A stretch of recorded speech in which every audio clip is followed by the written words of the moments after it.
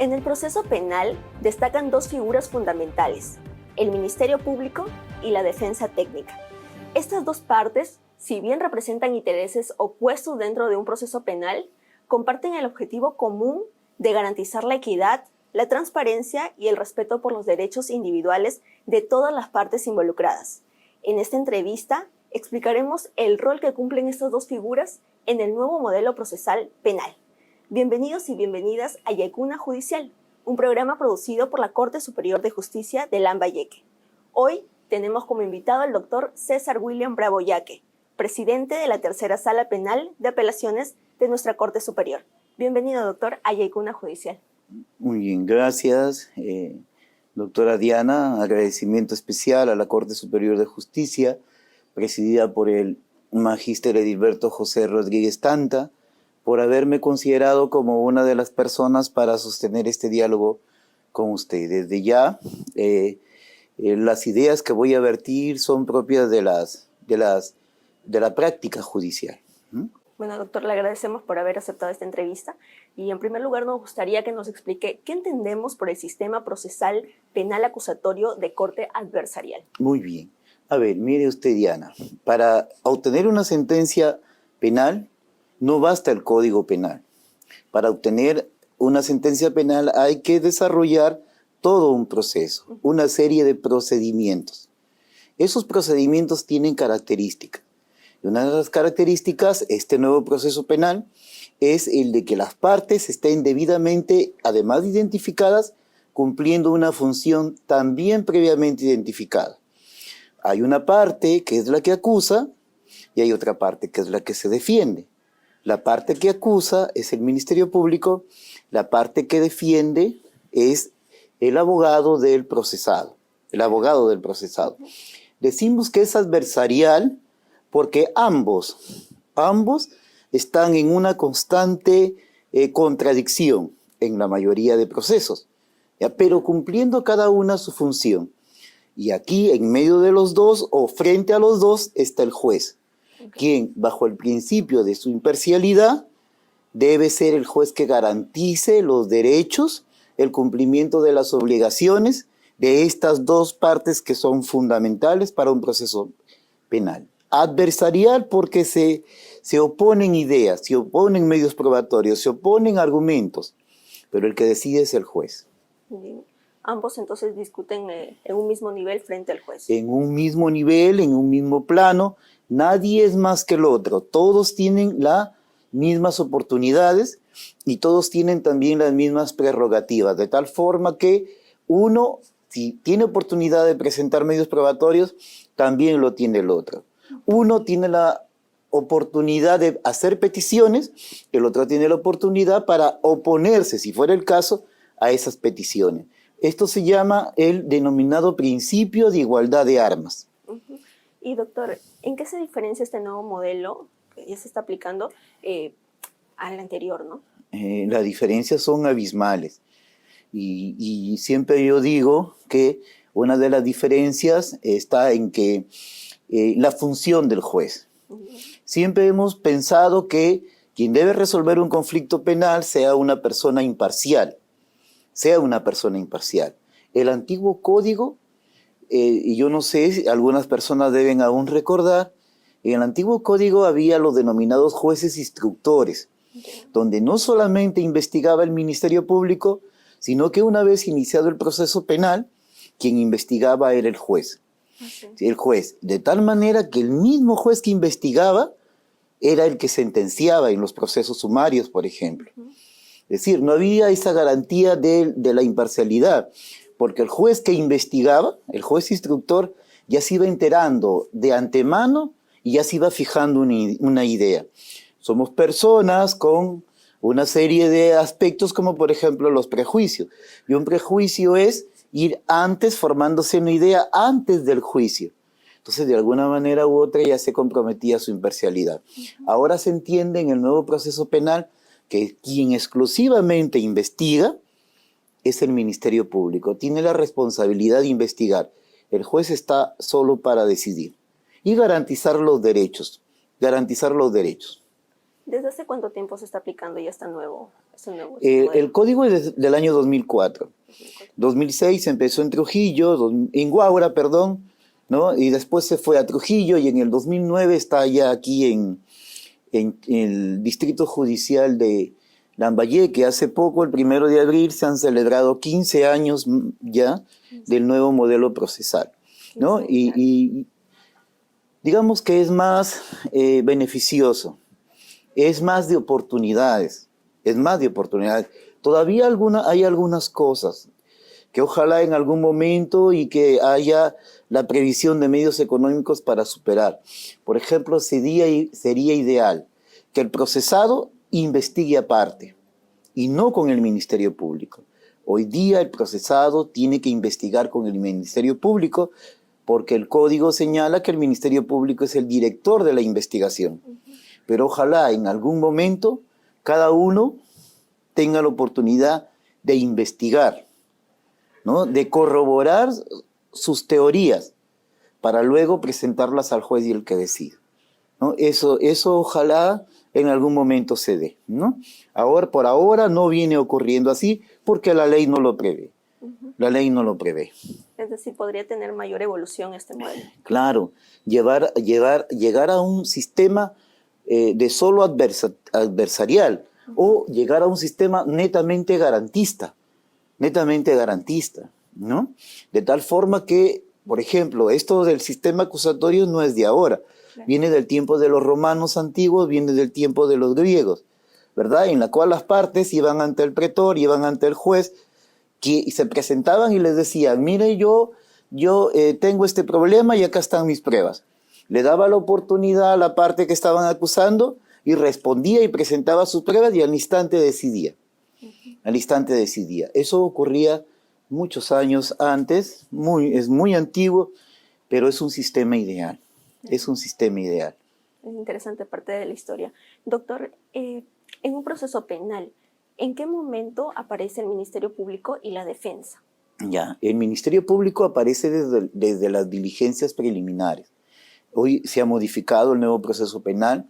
Antes la policía estaba bajo la supervisión del Ministerio Público.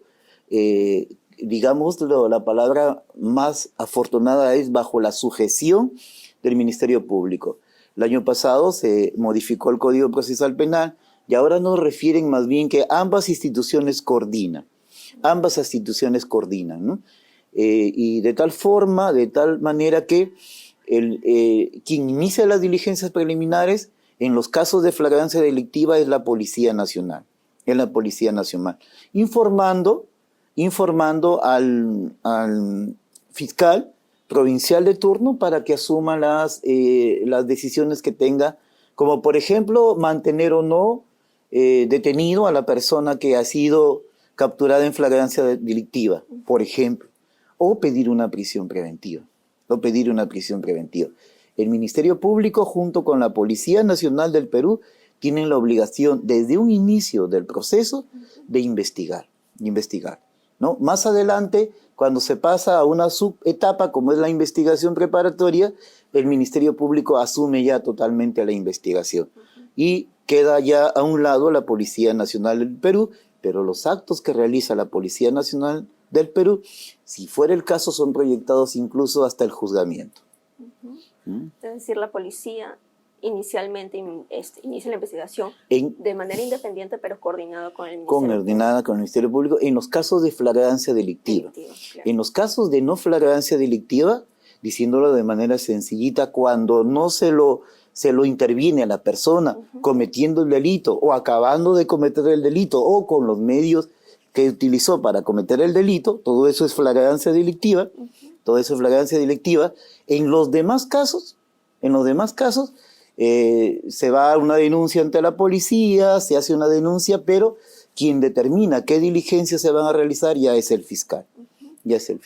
¿Y la defensa técnica, doctor, en qué momento? La defensa técnica debe aparecer desde el primer momento en que le fuera posible. En los casos de no flagrancia, la defensa técnica tiene que estar desde el primer acto, incluso que realice la policía, en lo de no flagrancia. En los casos de flagrancia delictiva, ¿ya?, las diligencias preliminares tienen el carácter de urgente. Por eso es que la policía a veces tiene que realizarlas, por ejemplo, una intervención, una incautación, un registro personal. Son diligencias urgentes donde está exceptuada, donde no se exige la presencia del abogado defensor. No se exige la presencia del abogado defensor. Pero una vez que esas diligencias urgentes cesan, entonces a partir de ese momento ya se exige la presencia del abogado defensor. Pongamos un ejemplo, ¿no? Si interviene una persona con droga, poseyendo droga, llevando en su bolsillo, en su saco, en su mochila droga, ¿verdad? Se hace el acta de intervención, lo hace la policía, el acta de incautación de la droga, se la identifica y ya se va al pesaje de la droga. Pero el pesaje de la droga ya no es un acto urgente. Y en el pesaje de la droga se le dice al imputado y viene el fiscal y se lo dice también, ¿sabe usted? Debe nombrar un abogado defensor. Y el acta de pesaje de droga, el acto y acta de pesaje de droga se realiza con la presencia del abogado defensor. Es una exigencia. Sí, justamente eso le quería preguntar para que nos quede más claro, doctor. ¿Es posible que una actuación procesal pueda desarrollarse sin intervención de un abogado defensor? Los casos de flagrancia delictiva. Diligencias urgentes. Diligencias urgentes. Y las diligencias urgentes son muy puntuales. El acta de intervención policial, que es un resumen de todo lo que hace la policía, el acta de registro personal, que es lo que tiene la persona dentro de su vestimenta, o en un accesorio como puede ser un maletín, una mochila o una bolsa, y el acta de incautación. Son básicamente las diligencias preliminares en las que, en caso de flagrancia, la policía no necesita, por el carácter urgente, la presencia del abogado defensor. Luego de eso, lo conducen detenido a la comisaría. A partir de ese momento se exige ya la presencia de un abogado defensor. ¿Y qué pasa si es que no llaman y siguen investigando y el abogado defensor no está? Todos esos actos tienen que ser declarados. Hablábamos hace un momento del juez de garantías, ¿no? Porque está para garantizar los derechos. Todos esos actos donde sí ya se exige la presencia de un abogado defensor son declarados nulos, no existen, ¿no? Pero policías y Ministerio Público sabe perfectamente que eso no puede ocurrir, no debe ocurrir, y cada vez son menos frecuentes estos errores que se cometen, ¿no? Y ahora, en el punto en el que ya se exige un abogado defensor y, por ejemplo, uno de los investigados no cuenta con los suficientes recursos económicos para poder contratar uno, ¿qué puede hacer en ese caso? Sí, qué buena esa pregunta, ¿no? Ahora, hay dos aspectos, ¿no? Uno, el primero, es recurrir a la Defensoría Pública. El mismo fiscal está obligado a garantizar la presencia de un abogado defensor público, porque a veces no se tienen los medios económicos, ¿no? No se tienen los medios económicos.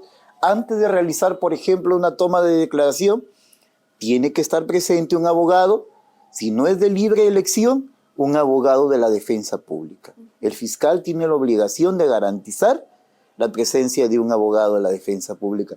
Pero ¿y qué pasa? Hay veces en los que los defensores públicos tampoco son muchos, ¿no? Tampoco son muchos. Casos, ¿no? Claro. Entonces, el colegio de abogados, todos los colegios de abogados, están en la obligación de vigilar que los miembros de una orden, los miembros de la orden del ilustre colegio de abogados de cualquier lugar, hagan por lo menos una defensa gratuita durante el año. O sea, todos los abogados, bueno, en nuestro caso somos jueces, pero todos los abogados que ejercen libremente, de acuerdo a la ley orgánica del Poder Judicial, el colegio de abogados debe estar vigilando que por lo menos hagan una defensa gratuita al año. Y es ahí donde, si no hay defensor público, el fiscal puede llamar al colegio de abogados y el colegio de abogados puede designar también un defensor.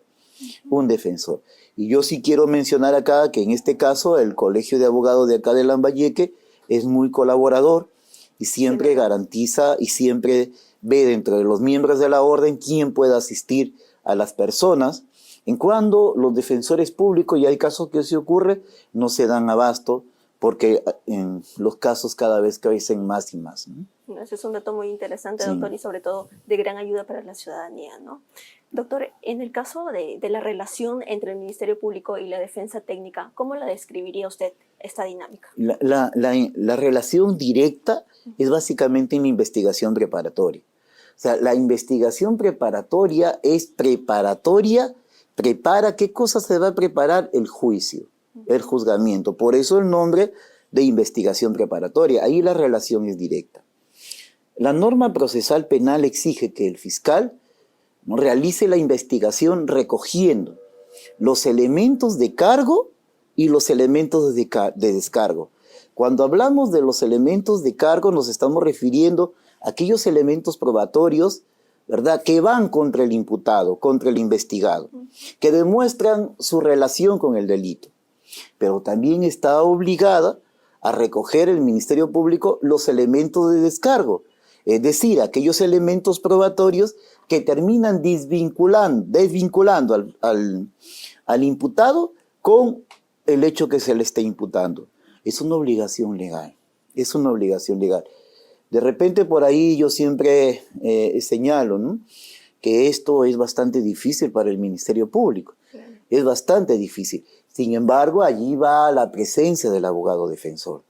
El abogado defensor, y esto yo lo recomiendo cuando tengo la oportunidad de disertar por allí en algún lugar o en las aulas universitarias, el abogado defensor tiene y debe, ¿no?, acudir al Ministerio Público para proponerle actos de investigación, para que se recojan elementos de prueba de descargo. Y todos los casos tienen, sí, todos los casos tienen. No hay ningún caso que no tenga elementos probatorios de descargo. ¿Por qué? Porque el delito es un hecho social. Y en el delito hay motivaciones internas. Y hay que estudiar esas motivaciones internas. Que dirán a veces, oye, pero si va a ser culpable siempre. Sí va a ser culpable. Pero esas motivaciones internas debidamente comprobadas pueden ser atenuantes que bajen la pena. No solo se gana un caso penal, con la absolución, también se gana un caso penal cuando le corresponden, por decir, 10 años, ¿no?, de sanción penal, de privación de la libertad, y de repente queda en 8, queda en 6. Eso ya es un gran mérito del abogado defensor. Por eso es la necesidad de que incluso así en flagrancia delictiva, sea en flagrancia delictiva, ¿no?, lo encuentran con el celular, lo encuentran con el objeto robado, lo capturan y todo, es flagrancia delictiva. Así sea flagrancia delictiva, yo considero que el abogado debe esforzarse para tratar de explicar qué es lo que le llevó a esa persona a cometer el delito. Y las motivaciones que tuvo, si son atenuantes, deben ser acreditadas con medios probatorios. Entonces, ¿qué es lo que va a luchar el abogado? No por la absolución, porque es totalmente difícil. Se lucha por la rebaja de la pena, porque ya sea 1 o 2 años menos de prisión es cantidad. Estar privado de la libertad, creo que en la actualidad es uno de los peores castigos que se pueda dar a una persona. ¿Cuál cree usted que es el mayor aporte que está dando esta dinámica a la administración de justicia? De que la justicia sea objetiva. Antes se aplicaba fundamentalmente, y usted, Diana, hizo alusión al Código de Procedimientos Penales, la legislación anterior, con las impresiones, ¿no? Anteriormente, por ejemplo, la famosa inmediación, que ahora ya ha venido decayendo, llevaba a los jueces a lo siguiente, ¿no? Por ejemplo, una confrontación. La agraviada lo quedó mirando fijamente al acusado. Lo miró fijamente y el acusado agachó la cabeza y miró hacia el piso. Esa era una señal de que estaba aceptando la culpabilidad. O la agraviada o el agraviado se puso a llorar en el juicio. Se puso a llorar, la agremió en el juicio, lloró, y eso era una señal de que tenía mucha afectación al ser víctima de un delito. Hoy día eso casi ya no cuenta. Son los medios probatorios, directos o indirectos, que son presentados por el Ministerio Público y por la defensa los que cuentan. De tal forma que, bajo el principio de quien afirma algo, tiene que demostrarlo. Lo que vamos a hacer los jueces es simplemente con la norma, con la doctrina, con la jurisprudencia, evaluar esos medios probatorios y determinar si hay o no vinculación de la persona que está acusada con el delito que se le imputa. Claro. Doctor, tocando un poco sobre el uso de la mediación y la resolución alternativa del proceso penal, por ejemplo, la terminación anticipada y la conclusión anticipada, ¿cuál es su opinión sobre este uso, ¿no? Son mecanismos alternativos que a veces no se usan como se espera. Por ejemplo, imaginen ustedes, en un caso de flagrancia delictiva, yo de abogado optaría por una terminación anticipada, porque además me da acceso de por sí y por imposición de la norma a que la pena se me rebaje en un sexto. Ya, se me pasó la terminación anticipada, ya, voy a la conclusión anticipada. Y tengo la posibilidad que la condena sea rebajada en un séptimo. Volvemos con lo mismo, ¿no? No solo se gana un proceso penal con una absolución, también se gana un proceso penal consiguiendo que nuestro patrocinado tenga el menor número de años como sanción penal. Es también una victoria como abogados, ¿ya? Claro que sí. Doctor, finalmente, ¿cuál es su visión sobre el rol del juez en la garantía de un proceso justo y equitativo para todas las partes involucradas, ¿no? Estamos hablando también del Ministerio Público, la Defensoría Técnica. Se parte de un hecho bastante específico, ¿ya? Ni el juez, ni el fiscal, ni el abogado han sido testigos del delito. Los que conocen la verdad sobre un delito son los protagonistas. Claro. ¿Y quiénes son los protagonistas? Los protagonistas son el agraviado y el imputado. ¿Ya? Pero aún, ¿no? Sus versiones no son suficientes para condenar. Necesitamos medios probatorios. ¿De acuerdo? Y ahí viene lo que usted nos dice, ¿no? La garantía de la presencia de un tercero que va a resolver un conflicto es la garantía de que a partir de los medios probatorios acumulados, ¿verdad? Con los medios probatorios se empiece a corroborar si es que lo que dice el Ministerio Público o lo que dice la parte de la defensa resultan verificados. Y de ahí van pues las condenas o van las absoluciones. Esa es la dinámica. Y como abogados defensores, como fiscales y como nosotros mismos, que por ahora ejercemos la función de jueces, debemos aceptar esa dinámica, pero también debemos interactuar en esa dinámica, ¿ya? Es decir, ¿de qué se trata entonces? La investigación es fundamental, ¿ya? Ahí yo creo que se decide el 80% del proceso penal. Que no juegue solo el fiscal, que en ese juego, en ese dinamismo, entre también el abogado defensor. Que el abogado defensor no sea un espectador, sino que el abogado defensor baje desde las gradas del estadio, ¿verdad?, a comprometerse, a jugar, a tratar de contrapesar lo que está haciendo el Ministerio Público. Claro está, depende mucho de la estrategia de defensa que como abogados defensores y como fiscales nos propongamos. El juicio oral es un resultado. El procedimiento empieza desde las diligencias preliminares, ¿ya? Hay veces que escuchamos que los abogados defensores dicen, recién tomo o asumo un caso, cuando está en el juzgamiento. Así se escucha sí, mucho. Se escucha, pero la historia no empieza allí. Cada abogado defensor que asume un caso, cuando ya está en el juicio, sabe que hay un antes, que la historia no empieza cuando él asume el caso, que hay una historia que tiene que asumir los pasivos y los activos de lo que hicieron otros abogados, los anteriores abogados, y desde lo cual debe partir su estrategia de defensa. Por eso es importantísimo la investigación preparatoria. Es muy importante, ¿no? Y ya también a través de esta entrevista un llamado a los ciudadanos, porque nadie está libre de comprometerse en un hecho penal, ¿no? Porque son hechos sociales. Son hechos sociales. Diría la criminología, hechos criminógenos, sociocriminógenos. Pero no, más allá de esta terminología, son hechos sociales que nos puede ocurrir. Que nos puede ocurrir. Entonces, ¿qué es lo que esperamos también de la respuesta ciudadana? Que exijan a los abogados investiguen, que les proporcionen datos para que los abogados puedan construir una defensa. Porque quienes conocen qué es lo que ha pasado, qué es lo que ha sucedido, son precisamente las partes, son los defendidos. Y no hay mayor riqueza como fuente para desarrollar una defensa e incluso por parte del Ministerio Público una acusación, que aquella fuente que son las propias partes, que son las protagonistas, con quien debemos conversar casi de manera inmediata.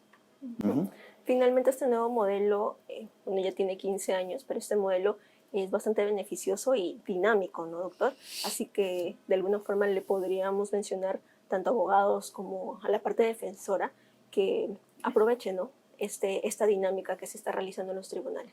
Sí, yo creo que es un llamado, ¿no? Lo hacemos los que de alguna forma u otra enseñamos en la universidad o nos invitan de vez en cuando a dar una conferencia y el llamado es permanente.